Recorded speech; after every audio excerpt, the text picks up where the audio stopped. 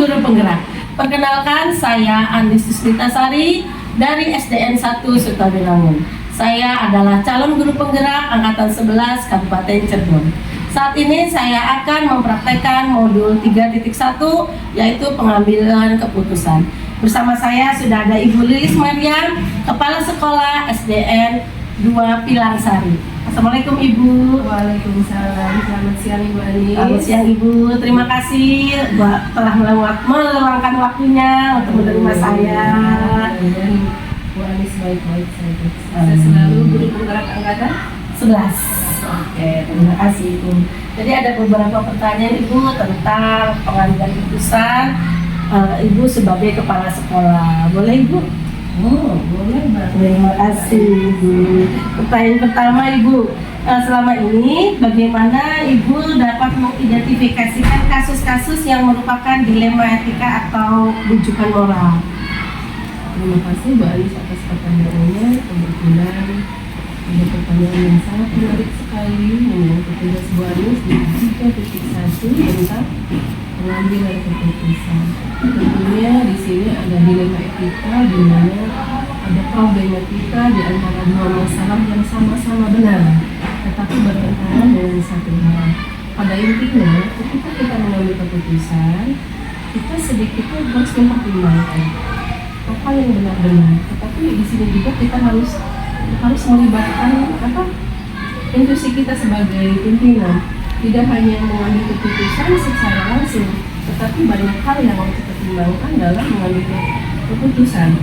Dilema etika di sini ada dua hal yang harus dipertimbangkan, yang dua-duanya sama benar, tapi ada pertimbangan, bertentangan satu hal. Disinilah tantangan untuk seorang pemimpin untuk mengambil keputusan. Yang tentunya apabila mengambil keputusan di sini ada yang konsen dan banyak yang merasa manfaat itu yang diambil. Kemudian di sini ada komunikasi, tidak hanya pimpinan yang berkeputusan, tapi ada kolaborasi, ada komunikasi, ada pimpinan dan bawahan. Jadi disitulah pimpinan tidak kadang-kadang tidak otoriter. Seorang pemimpin mengambil keputusan, padahal saya pemimpin jadi saya lah yang mengambil keputusan. Tapi di sini saya sebagai pimpinan harus komunikasi, apalagi menyangkut nilai etika, harus sejauh mungkin harus hati-hati di mana keputusan itu harus diambil. Jadi pengambilan keputusannya itu dikomunikasikan dulu. Bisa dijelaskan lebih lanjut Bu langkah-langkahnya bagaimana Bu untuk sampai mengambil suatu keputusan? Baik, terima kasih Bu Anis. Langkah-langkah yang saya ambil dalam mengambil keputusan, yang pertama kita identifikasi masalah dulu. Apa sih masalahnya? Misalnya di guru, apa sih misalnya masalahnya apa? Yang kedua, setelah mengidentifikasi masalah, kita lihat kemudian ketika sudah lihat ada komunikasi, ada yang urgent atau tidak, ada istilah yang keputusan benar dan benar, ada benar dan salah. Di situ ada kolaborasi. Maka tidak hanya dengan guru, jadi kita berkumpul bagaimana cara menyelesaikan masalah kita supaya hasilnya lebih memuaskan dan lebih terfokus pada masalah. Berarti di situ kita harus lihat dulu urgensinya seperti apa, masalahnya seperti apa, kemudian langkah-langkah yang diambil. Ada hal-hal yang harus pemimpin itu harus lebih apa ya? Tentunya dalam mengambil keputusan yang benar adalah kepala sekolah atau seorang pemimpin. Tapi tidak menutup kemungkinan ketika teman kita atau guru-guru di sini atau TNI punya hal-hal yang ketika ada masalah dan punya fakta atau punya bukti yang lebih fokus atau lebih menjanji, oh ini loh fokus, oh ketika ada masalah ini loh Bu. Dari situ ada pertimbangan pemimpin atau kepala sekolah untuk mengambil keputusan. Satu hal di situ ada kolaborasi antara komunikasi antara pimpinan dan teman-teman. Disebutkan tapi dalam satu hal ada pertimbangan. Hal-hal apa aja nih Bu yang dianggap efektif dalam pengambilan keputusan?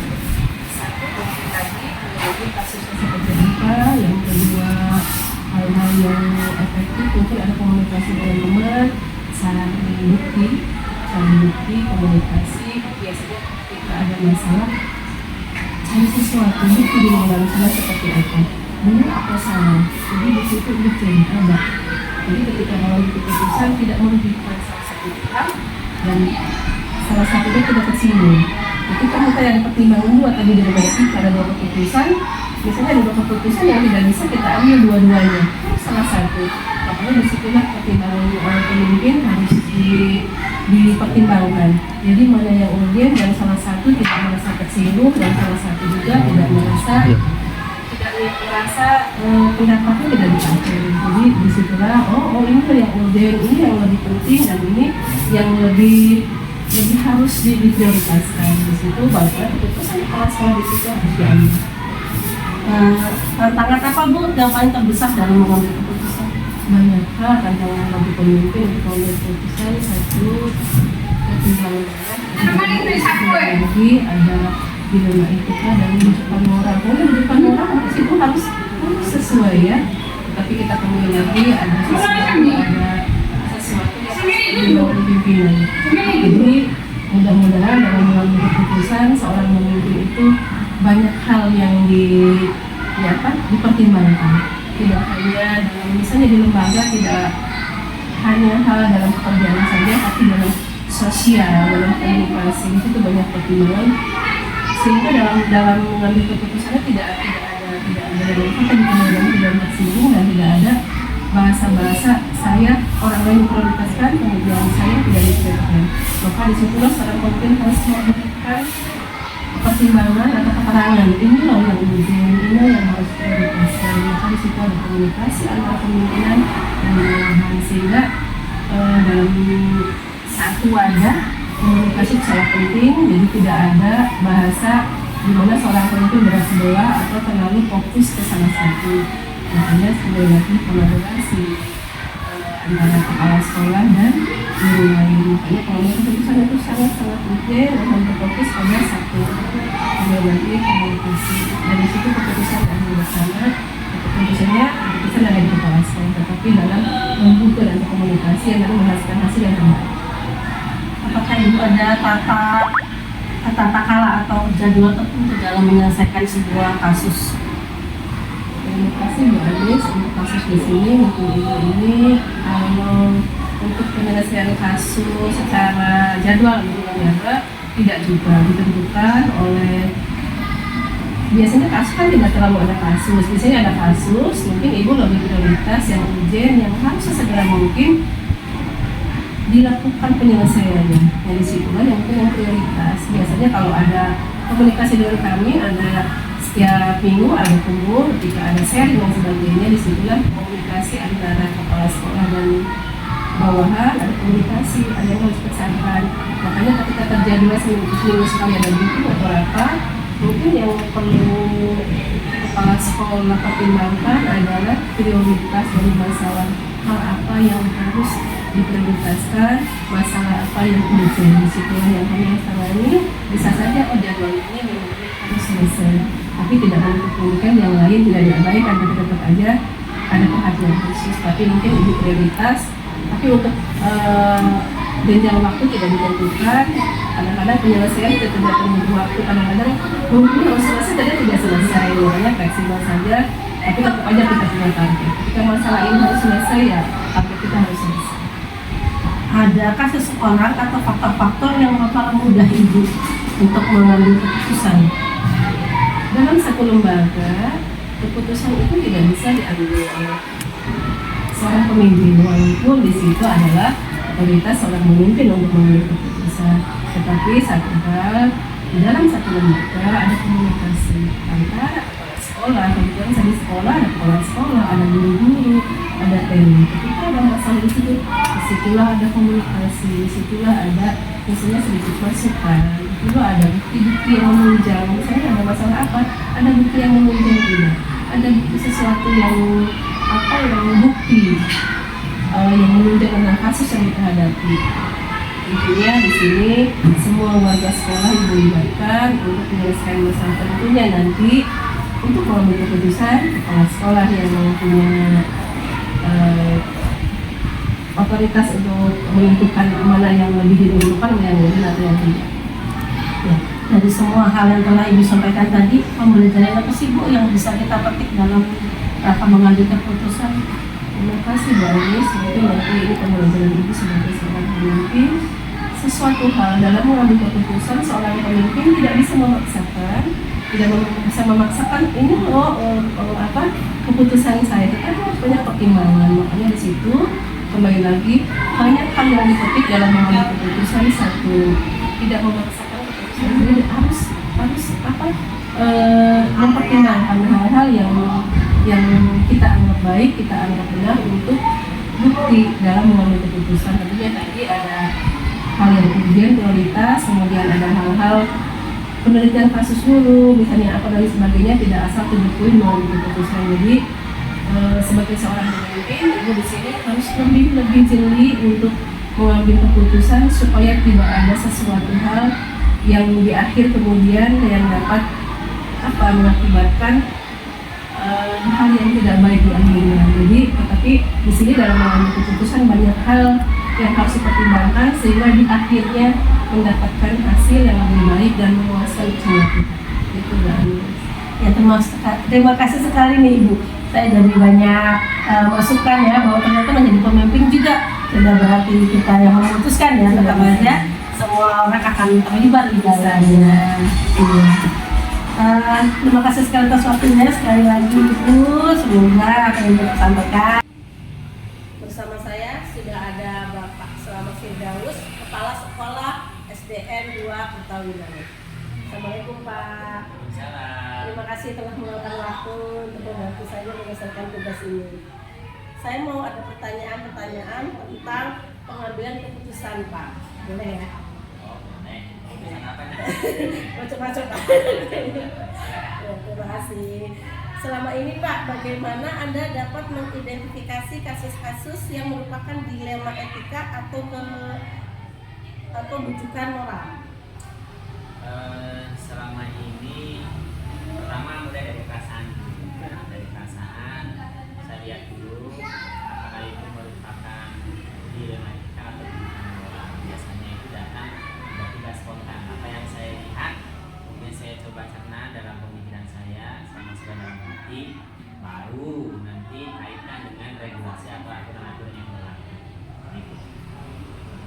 Selama ini bagaimana Anda menjalankan pengambilan keputusan di sekolah Anda, terutama untuk kasus-kasus di mana ada dua kepentingan yang sama-sama benar atau sama-sama mengandung nilai kebajikan? Saya akan mempertimbangkan antara dua hal tersebut. Ya, apabila cenderung mengarah untuk keberpihakan kepada kepentingan sekolah, terutama murid dan orang tua, nah itu yang akan diambil sebagai Bagaimana langkah-langkah atau prosedurnya Pak untuk mengambil keputusan tersebut? Langkah-langkahnya saya akan identifikasi dulu, sebenarnya ini masalahnya kemana gitu ya, apakah ke etika atau yang Bujukan ya, satu persatu atau secara global aja nih? secara global. Secara global aja. Saya akan lihat ini merupakan rujukan moral atau dilema etika. Kalau misalkan terjadi sesuatu dan harus diputuskan, saya akan melakukan konfirmasi dulu. Nah, siapa yang akan dikonfirmasi? Yaitu orang-orang yang terlibat. Jika kejadian tersebut terjadi di suatu ruang kelas, berarti yang akan saya konfirmasi adalah murid dan guru atau beberapa anak yang lainnya. Apabila terjadi di lingkungan lebih luas lagi, misalkan di lingkungan sekolah ya, di ruang terbuka, maka beberapa orang mungkin tidak hanya terbatas pada orang tua, pada murid dan siswa, bisa jadi di sana karena ada orang tua, ada orang dagang dan sebagainya, maka saya akan konfirmasi. Kemudian juga jika terjadinya di luar ruangan tersebut, misalkan di ruang guru atau dalam tempat tertentu yang kaitannya dengan sebuah keputusan, maka itu juga saya akan mengkonfirmasi, misalkan keterlibatannya ada dari stakeholder atau masyarakat secara umum, maka saya akan lakukan konfirmasi dulu. Dan sebelum mengambil keputusan, saya akan coba cerna juga dari satu saksi ke saksi yang lain, kemudian dibagikan dengan beberapa aturan atau norma yang berlaku. Setelah itu baru saya akan putuskan sementara. hal efektif apa sih Pak yang bisa kita lakukan untuk mengambil suatu keputusan? Yang paling efektif adalah konfirmasi secara langsung. Konfirmasi dulu, jadi kita tidak langsung membuat keputusan sebelum melihat kasus ini sebenarnya datanya seperti apa gitu.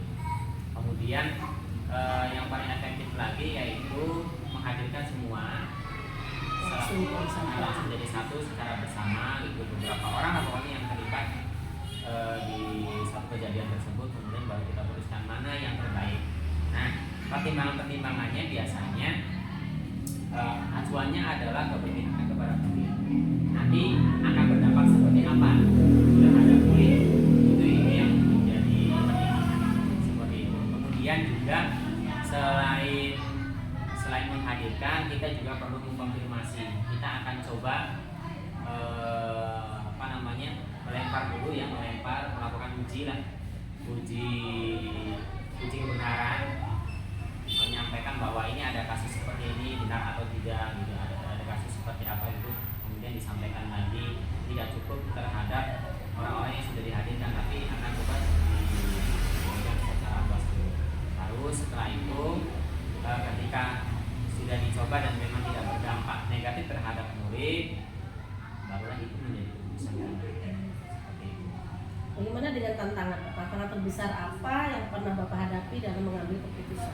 Tantangan yang paling besar adalah jika itu menjadi sebuah dilema ya, sebuah keputusan yang sangat sulit, kontradiktif antara sebuah keinginan, sebuah harapan, dan juga aturan.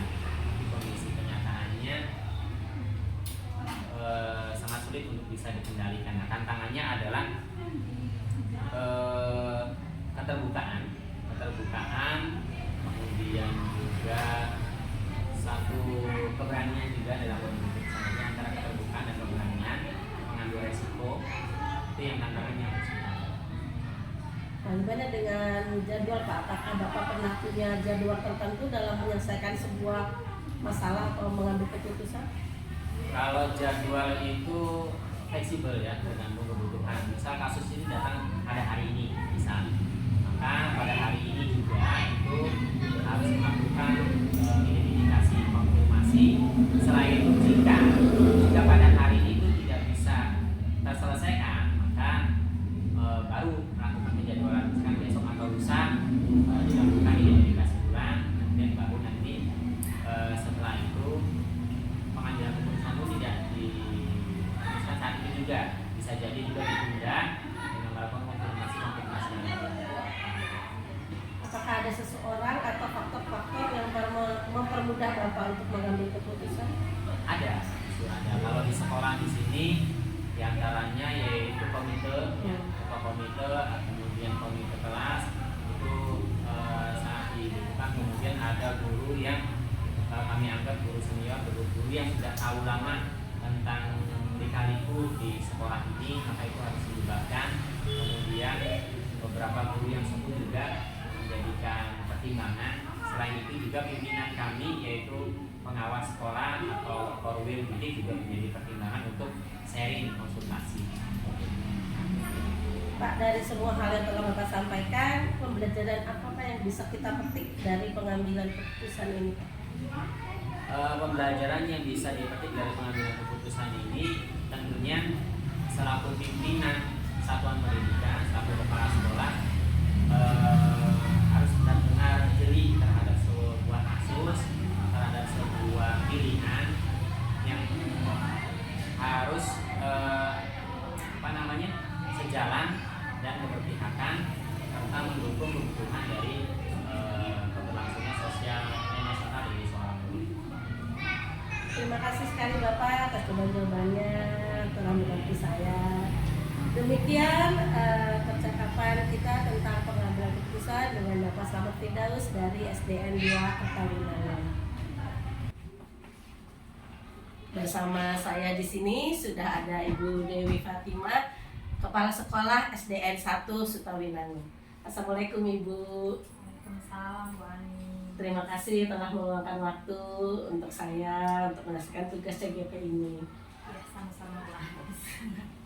Ini Bu, langsung saja Bu, ya, ada beberapa pertanyaan yang akan saya tanyakan terkait pengambilan keputusan.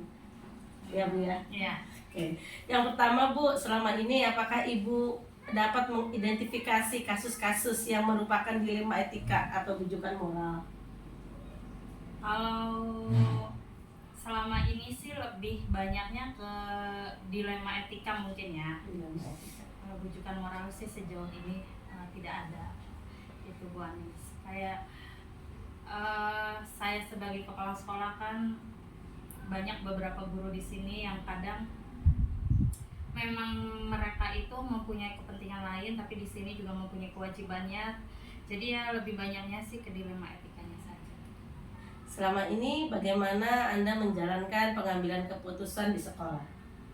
Selama ini sih mengambil keputusan di sekolah itu biasanya diobrolkan dulu dengan guru-guru tentang kebijakan-kebijakan atau apapun itu untuk sekolah gitu. Untuk kepentingan sekolah itu biasa kita rapatkan dulu dengan guru-guru, lalu kesepakatan bersama, setelah itu baru kita eksekusi. Jadi itu langkah-langkahnya Bu, yang Iya. dibicarakan dulu dengan Bicarakan guru dulu. baru dieksekusi. Ya, hal-hal apa saja yang selama ini dianggap efektif Bu dalam mengambil keputusan pada kasus-kasus dilema etika yang Ibu pernah alami? Yang dirasa efektif itu karena kasusnya itu dilema etikanya lebih ke apa ya, lebih ke gurunya. Jadi kadang guru di sini itu kebetulan kan banyak yang mempunyai kesibukan di luar, jadi kadang meninggalkan jam kelas dengan ada kepentingan di luar, rapat dan segala macam gitu kan. Jadi paling cara mengatasinya itu mengisi kelasnya dengan guru yang memang guru bidang yang kosong. Jadi biar anak itu tetap belajar kondusif di kelasnya gitu. Ada tantangan-tantangan tertentu nggak Bu ketika mau mengambil keputusan untuk kasus-kasus yang pernah Ibu alami? Tantangannya sejauh ini paling lebih ke apa ya? Komunikasi, paling lebih ke komunikasinya aja sih, komunikasi dengan guru lain. Terus tantangan lainnya juga lebih ke gurunya. Jadi kalau di sini itu gurunya itu harus tidak akan gerak sebelum kita memberikan perintah. Paling lebih tantangannya kayak itu aja sih. Untuk mengambil keputusan itu apakah ada jadwal tertentu atau langsung dieksekusi Bu? Kalau keputusan itu biasanya sih langsung dieksekusi gitu, tidak menunggu sampai nanti atau apa, karena kan untuk pengambilan keputusan itu di sekolah itu harus segera, harus cepat gitu. Kecuali misalkan jadwalnya itu memang ada di bulan depan atau apa, itu kan kita masih bisa memikirkan. Apakah ada seseorang atau faktor-faktor yang mempermudah Ibu dalam mengambil keputusan? Biasanya sih kalau saya itu lebih berkomunikasi dengan guru yang lebih lama. Kebetulan karena saya itu kepala sekolah baru, jadi kan saya itu akan komunikasi oleh guru yang memang sudah lama ada di sekolah ini dan dianggap netral, tidak memihak dengan siapapun. Lalu lebih komunikasinya dengan Korwil untuk mengambil keputusan-keputusan, biasanya sih seperti itu. Dari semua hal yang telah Ibu sampaikan tadi, pembelajaran apa yang Ibu dapatkan dari pengalaman selama ini? Pembelajarannya bahwa jadi pemimpin itu kita harus lebih banyak legowonya, lebih banyak sabarnya menghadapi beberapa kepala yang kadang memang beda pemikiran. Terus kita juga harus belajar untuk mengerti guru-guru kita. Intinya sih jangan otoriter dan menjadikan guru-guru itu keluarga kita sendiri, biar komunikasinya makin baik. Gitu aja sih. Terima kasih Ibu atas waktunya. Ya, sama-sama Bu Ani, sukses selalu ya. Amin. Demikian wawancara saya dengan Ibu Dewi Fatimah, Kepala Sekolah SDN 1 Sutawilangun.